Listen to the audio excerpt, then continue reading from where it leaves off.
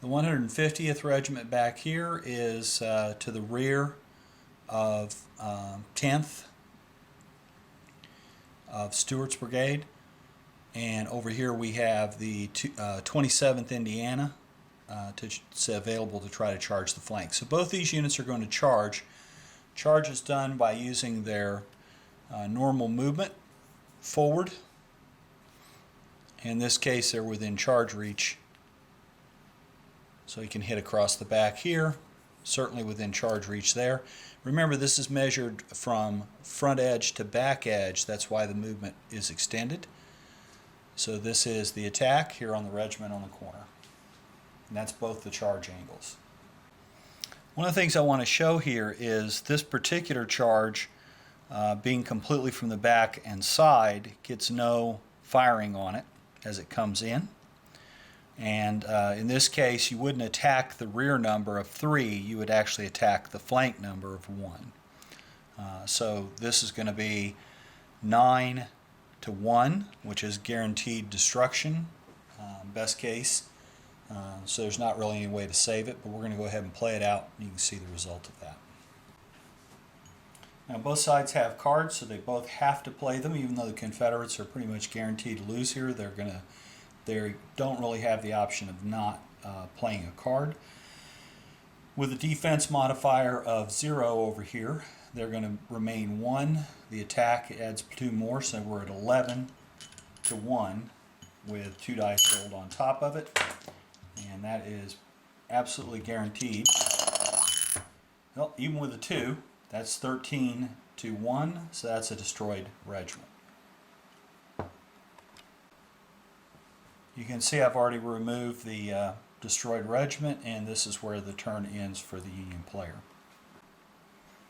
So the Confederate player did in fact have a defensive card available, but because it's a Tactics 3, I chose in this case to hold on to it so I can continue pushing the attack.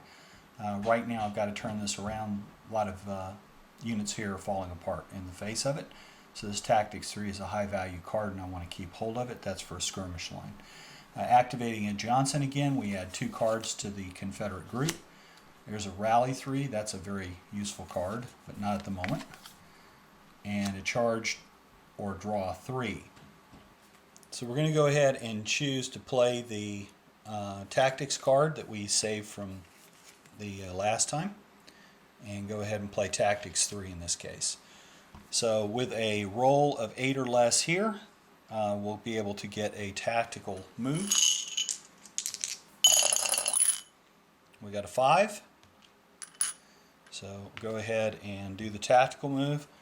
In this case, we want to retrograde out and set up on the flank of this unit. So they retire back across the river and set up to the flank. That's 1. 2 more tactical movements. Of course, we'll use this one. 7, which is what we need to conduct a tactical movement, and this one will move to the flank here. And then the last one is a 10 back here.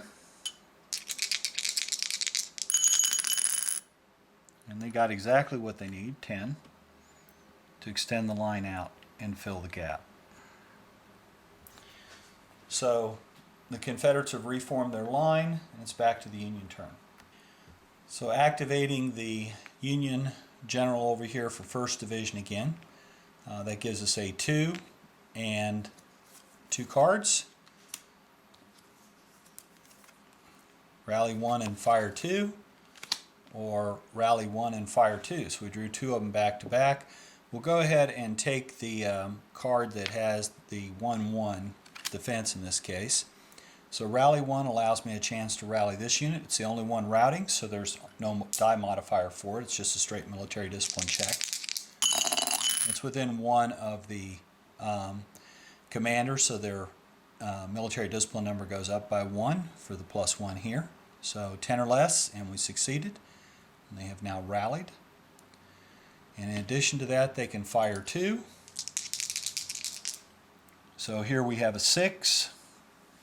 Firing over at a 4, we need a 10 to get the shot on this one. We did not get that. And the other action that we have is the 4 here, firing here at this 2. So it's a total of 6 firing here. And the number's an 8. That's a hit with a -2 modifier. So we'll go ahead and mark the loss. I'll show you, swing around and show you that. So the shot went between right here on the 123rd New York, and we lost one of those 200 men in that fire. And we have to test the military discipline here, -2, so we need an 8 to pass, 8 or less to pass that check. And we got a 9, so that's a fail. These guys route out. Join their brothers back there. Again, that route movement in this particular case, these guys are crack, so they're ending up pretty much all the way back here. That's the end of 4. This might be a bit unsteady because I'm up above the board, but I wanted to point things out. Right here, the Confederates are in a position to get flanking fire on this very large regiment, potentially begin that turning of the corner again. But they've got 4 regiments over in this area, all of which are broken. None of the other Union regiments are broken at this point. And so they're facing a choice. Do they pull their line back together, or do they try to press the attack with this much of their force effectively out of the fight? The Confederates currently have 3 cards. Johnson adds 2 more when he activates. And the 2 cards we get are another rally card and a charge with a very good attack number. So we've got a couple of opportunities to charge here, and we also have a very large number for change. So these 2 I'm not going to use at the moment. I'm going to go ahead and choose to fire 4, see if I can soften that defense up before I try to turn the battle around. And so there's the fire 4. So the reason for the fire 4 that I picked was because I want to take advantage of this opportunity, which isn't going to present itself for very long. The Union player is going to redress his lines here, basically consolidate back and take this out as a potential easy target. At the moment, we've got a firing number of 5 here from the 1st Maryland, firing at the 150th. So 5 and 1 is 6. 6 or more is a hit. And we got the 6 we needed, which causes 1 loss. Again, we just mark that right there at the back. And the military discipline for this unit, because it's fairly newly mustered, is still a 6. It's pretty low. So they need to roll a 6 or less to not rout. They rolled an 8, so they rout out. Now this unit is line, so it retreats not nearly as far, as you can see, and is currently routed back here. So that's one of the 4 fires. The next one is the 3rd North Carolina, firing over here at the 46th Pennsylvania. This number is a 3, target is a 3, we need a 6. And we got an 8, so that's a hit. Again, we mark that loss. Military discipline on this unit is a 9, but we beat our number by 2. So we're going to roll for 7 or less to pass military discipline. We got a 10, so that failed. Now at this point, again, there is a command card, but it doesn't have rerolls. So you wouldn't be able to play this from the hand to get rerolls because it's a divisional command card, not a brigade command card. And you cannot play the reroll that's over here on your combat card because you're not actually fighting a battle at this point. So there's nothing that the Union player can do except fail that morale check.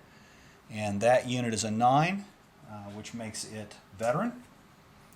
And it's going to retire straight back and end up back over here, right in front of the guns. And along the way, it's passed through these 2 units, both of which must now check. Now when it checks, there is only within a black arrow's distance of this unit, only this one router. You don't count the second router that's off down here because it's too far away. So a minus, or we add 1 to the die roll for the military discipline check. This is a 9. It needs a 10 because it adds the leader's number, and then we're adding 1 to the die roll. 7, so that's a success. No route there. This one over here is a 10, and again adding in the leader's die roll.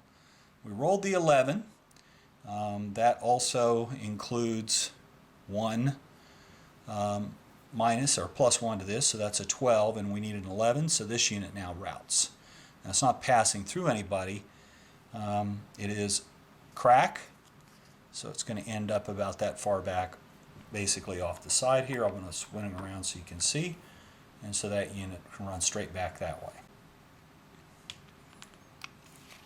Alright, so we're playing the Rally 3 to try to stabilize the line a bit. The active general that we activated is up here. So we end up with a +2 to the military discipline of this unit here, which is a 9. So now 11 or less passes, except that there's 2 routers here and here. So that adds 2 to the die roll. So we're still rolling for an 11, we're just adding 2 to the die roll for the routers. And we got a 7, so that one succeeded. That's 1 rally. Now we check this one. He is outside of the +2, so we just count the 1 router. And we got a 9.